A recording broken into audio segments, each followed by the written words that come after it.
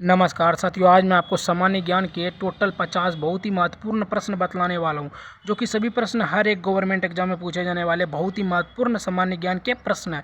तो गाइस, आपसे एक रिक्वेस्ट है, वीडियो को शुरू से लेकर अंत तक देखिए। अंत का प्रश्न बहुत ही इंपॉर्टेंट प्रश्न है। तो चलिएगा, इस वीडियो को स्टार्ट करते हैं। आपका पहला क्वेश्चन क्या लिखा हुआ है?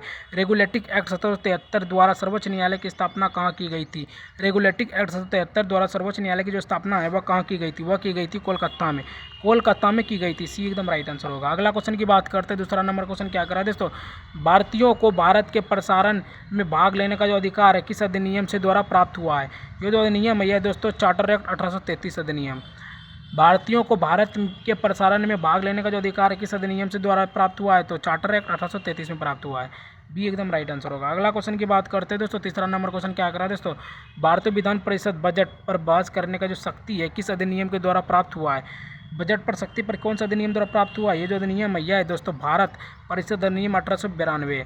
भारत विधान परिषद में बजट पर बहस करने के जो शक्ति का जो किस अधिनियम द्वारा प्राप्त हुआ है? तो भारत परिषद अधिनियम 1892 में। बी एकदम राइट आंसर होगा। अगला क्वेश्चन की बात करते हैं। चौथा नंबर क्वेश्चन क्या करा है दोस्तों? केंद्रीय विधानमंडल सर्वप्रथम किस अधिनियम के द्वारा द्विसदनीय बनाया गया है? केंद्र विधानमंडल सर्वप्रथम किस अधिनियम के द्वारा जो है द्विसदनीय बनाया गया है? यह दोस्तों भारत शासन अधिनियम 1919 के द्वारा बनाया गया है। ये एकदम राइट आंसर होगा। अगला क्वेश्चन की बात करते हैं। पांचवा नंबर क्वेश्चन क्या करा है दोस्तों? भारत के राष्ट्रपति को अध्यादेश जारी करने की जो शक्ति है मूलतः किस अधिनियम के द्वारा प्रेरित है? ये जो अधिनियम द्वारा प्रेरित है, यह है दोस्तों भारत शासन अधिनियम 1935 से प्रेरित है। भारत के राष्ट्रपति को अध्यादेश जारी करने का जो शक्ति मूलतः किस अधिनियम से प्रेरित है? तो भारत शासन अधिनियम 1935 से प्रेरित। भी एकदम राइट आंसर होगा। अगला क्वेश्चन की बात करते हैं। छठा नंबर क्वेश्चन क्या करा है दोस्तों? केंद्र में द्वैध शासन व्यवस्था किस अधिनियम के द्वारा लागू किया गया है? केंद्र में द्वैध शासन व्यवस्था जो है किस अधिनियम द्वारा लागू किया गया है? ये जो नियम है दोस्तों भारत शासन अधिनियम 1919 के द्वारा लागू किया गया है। बी एकदम राइट आंसर होगा। अगला क्वेश्चन की बात करते हैं। सातवां नंबर क्वेश्चन क्या करा है दोस्तों? ब्रिटिश शासन में संघीय शासन का प्रावधान किस अधिनियम में किया गया? ब्रिटिश भारत में संघीय शासन का प्रावधान जो है किस अधिनियम में किया गया है? ये जो अधिनियम है, यह दोस्तों भारत शासन अधिनियम 1935 में किया गया है। 1935 अधिनियम में किया गया है। बी एकदम राइट आंसर होगा। अगला क्वेश्चन की बात करते हैं। आठवां नंबर क्वेश्चन क्या कर रहा है? अखिल भारतीय संघ स्थापित करने का जो प्रावधान है किस अधिनियम में किया गया है? ये जो अधिनियम है, यह दोस्तों भारत शासन अधिनियम 1935। अखिल भारतीय संघ स्थापित करने का जो प्रावधान है किस अधिनियम में किया गया है? भारत शासन अधिनियम 1935। बी एकदम राइट आंसर होगा। अगला क्वेश्चन की बात करते हैं। 9वां नंबर क्वेश्चन क्या कह रहा है? भारत में संविधान में केंद्र और राज्य के मध्य शक्तियों का जो विभाजन है किस अधिनियम पर आधारित है? ये जो अधिनियम है ये अधिनियम है दोस्तों भारत शासन अधिनियम 1935। भारत में संविधान में केंद्र और राज्य के मध्य शक्तियों का जो विभाजन है किस अधिनियम पर आधारित है? तो भारत शासन अधिनियम 1935 पर आधारित है। सी एकदम राइट आंसर होगा। अगला क्वेश्चन की बात करते हैं। 10वां नंबर क्वेश्चन क्या कर रहा है दोस्तों? एक निर्वाचित संविधान सभा द्वारा भारत के संविधान का निर्माण करने का जो प्रस्ताव है किसके द्वारा दिया गया है? ये जो दिया गया है, यह है दोस्तों कैबिनेट मिशन 1946 के द्वारा दिया गया है। एक निर्वाचित संविधान सभा द्वारा भारत के संविधान का निर्माण करने का जो प्रस्ताव है किसके द्वारा दिया गया है? तो कैबिनेट मिशन 1946 के द्वारा दिया गया है। बी एकदम राइट आंसर होगा। अगला क्वेश्चन की बात करते हैं। 11वां नंबर क्वेश्चन क्या कर रहा है दोस्तों? भारतीय संविधान सभा का गठन किसके अंतर्गत जो किया गया है?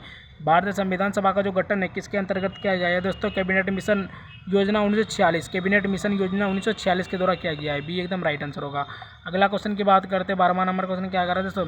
कैबिनेट मिशन योजना के अनुसार संविधान सभा में प्रांतों का प्रतिनिधित्व का निर्वाचन किस अनुपात में किया गया? ये जो अनुपात है, ये दोस्तों 10 लाख की जनसंख्या पर एक सदस्य। 10 लाख की जनसंख्या पर एक सदस्य।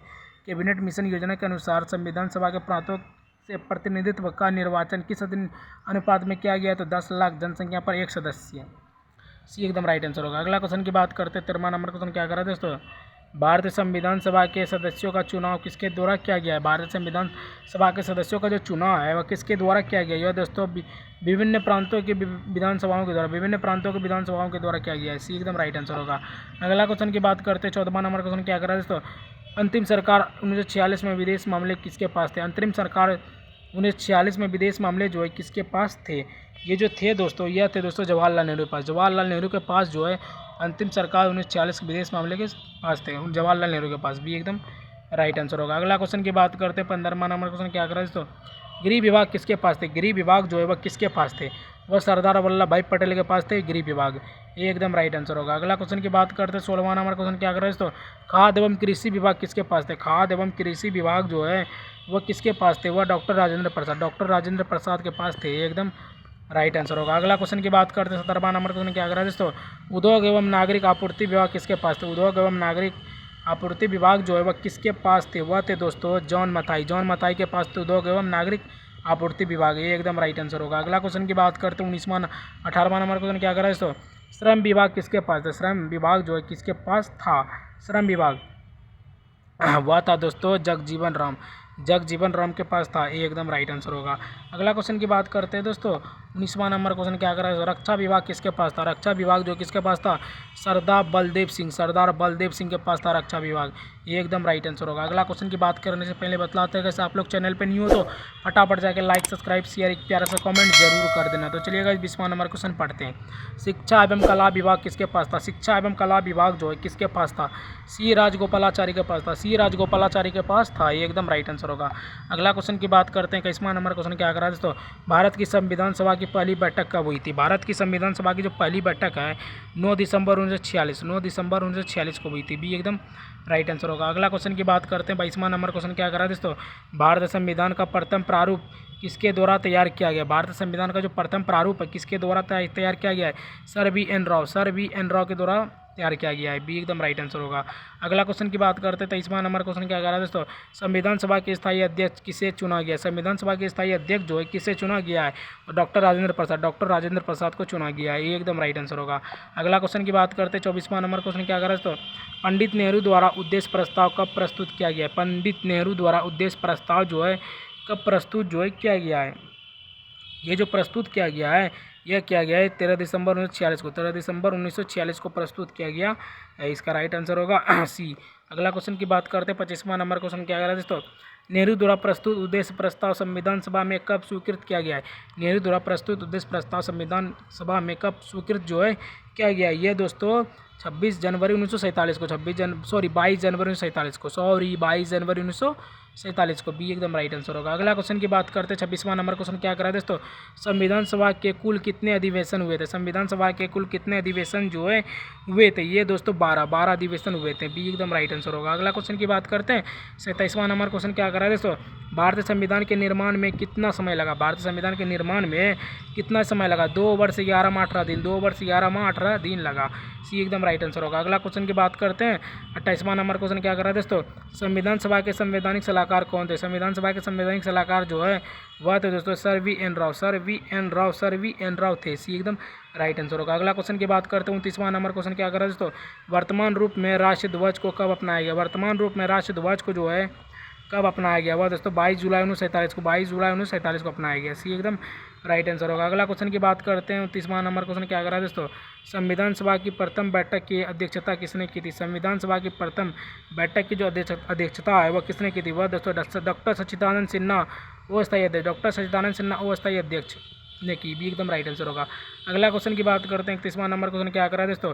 भारत की संविधान कब स्वीकार किया गया? भारत की संविधान कब स्वीकार किया गया था? भारत की संविधान जो बोल रहा है 26 नवंबर 1949 को, 26 नवंबर 1949 को स्वीकार किया गया था। सी एकदम राइट आंसर होगा। अगला क्वेश्चन की बात करते हैं 32वां नंबर क्वेश्चन क्या कर रहा है दोस्तों? भारत संविधान पूर्णतः कब लागू हुआ? भारत संविधान पूर्णतः कब लागू हुआ? 26 जनवरी 1950 को, 26 जनवरी 1950 को लागू हुआ था। ये एकदम राइट आंसर होगा 26 जनवरी 1950 को। अगला क्वेश्चन की बात करते हैं 33वां नंबर क्वेश्चन क्या कर रहा है दोस्तों? भारत संविधान 26 नवंबर 1949 को किसके द्वारा अधिनियमित किया गया था?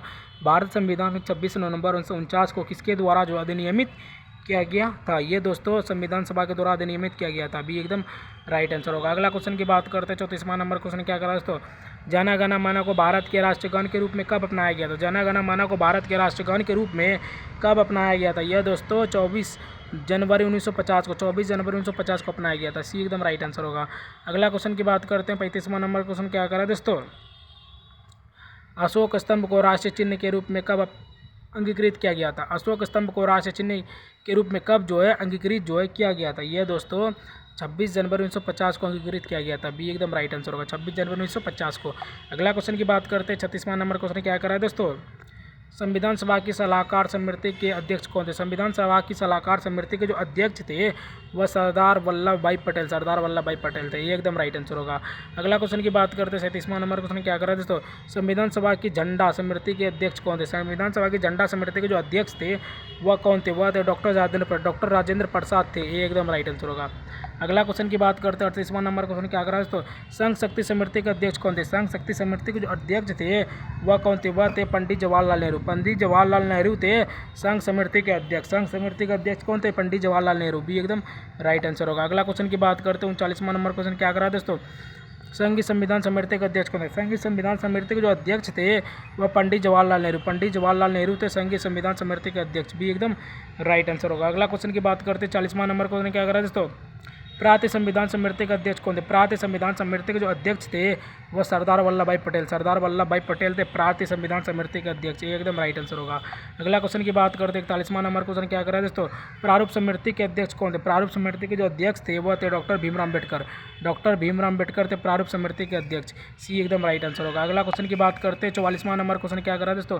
मौलिक अधिकार एवं अल्पसंख्यक संबंधी परामर्श समिति के अध्यक्ष कौन थे? मौलिक अधिकार एवं अल्पसंख्यक संबंधी परामर्श समिति के जो अध्यक्ष थे वह कौन थे? वह थे सरदार वल्लभ भाई पटेल। सरदार वल्लभ भाई पटेल थे। ये एकदम राइट आंसर होगा। अगला क्वेश्चन की बात करते हैं 43वां नंबर क्वेश्चन क्या कर रहा है दोस्तों?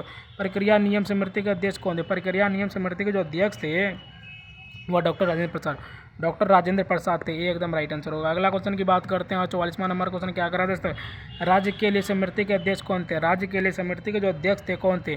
पंडित जवाहरलाल नेहरू थे राज्य के लिए समिति अध्यक्ष। ये एकदम राइट आंसर होगा। अगला क्वेश्चन की बात करते हैं 45वां नंबर क्वेश्चन क्या कर रहा है दोस्तों? संचालन समिति के अध्यक्ष कौन थे? संचालन समिति के जो अध्यक्ष थे कौन थे? वह थे डॉक्टर राजेंद्र प्रसाद। डॉक्टर राजेंद्र प्रसाद थे संचालन समिति के अध्यक्ष। ये एकदम राइट आंसर होगा। अगला क्वेश्चन की बात करते हैं 46वां नंबर क्वेश्चन क्या कर रहा है दोस्तों? संविधान सभा के कार्यों से संबंधित समिति के अध्यक्ष कौन थे? संविधान सभा के कार्य से संबंधित समिति के जो अध्यक्ष थे कौन थे? वह थे दोस्तों जी.वी. मावलंकर थे। ये एकदम राइट आंसर होगा। अगला क्वेश्चन की बात करते हैं 47वां नंबर क्वेश्चन क्या कर रहा है दोस्तों? संविधान सभा ने प्रारूप समिति का गठन कब किया? संविधान सभा ने प्रारूप समिति का जो गठन है वह कब किया? वह दोस्तों 29 अगस्त 1947 को किया। ये एकदम राइट आंसर होगा। ये एकदम राइट आंसर होगा। अगला क्वेश्चन की बात करते हैं 48वां नंबर क्वेश्चन क्या कर रहा है दोस्तों? डॉक्टर भीमराव अम्बेडकर का निर्वाचन किस प्रेसिडेंसी ने हुआ? डॉक्टर भीमराव अम्बेडकर का जो निर्वाचन है किस प्रेसिडेंसी से हुआ? तो वह था दोस्तों बम्बई प्रेसिडेंसी से हुआ। सी एकदम राइट आंसर होगा। अगला क्वेश्चन की बात करते हैं 49वां नंबर क्वेश्चन क्या कर रहा है? भारत संविधान में मौलिक कर्तव्य का विचार किस देश से लिया गया है? भारत संविधान के मौलिक कर्तव्यों का जो विचार है किस देश से लिया गया है? दोस्तों जापान के देशों से लिया गया है। डी एकदम राइट आंसर होगा। अगला क्वेश्चन की बात करते हैं 50वां नंबर क्वेश्चन क्या कर रहा है दोस्तों? राज्य के नीति निर्देशक तत्व किस देश से लिया गया? राज्य के नीति निर्देशक जो तत्व है वह किस देश से लिया गया? वह दोस्तों आयरलैंड से लिया गया है राज्य के नीति निर्देशक तत्व। भी एकदम राइट आंसर होगा। तो दोस्तों आज मैंने आपको टोटल 50 बहुत ही महत्वपूर्ण प्रश्न बतला दिए जो कि सारे प्रश्न गवर्नमेंट एग्जाम में ही पूछे जाने वाले प्रश्न थे। अगर गाइस आप लोगों को वीडियो थोड़ा सा भी ये जीके का अच्छा लगा होगा तो मुझे गाइस नेक्स्ट वीडियो के लिए लाइक सब्सक्राइब शेयर एक प्यारा सा कमेंट जरूर कर लेना। तो ठीक है गाइस, मिलते हैं किसी और नए वीडियो के साथ। तब तक के लिए बाय बाय। जय हिंद, जय भारत।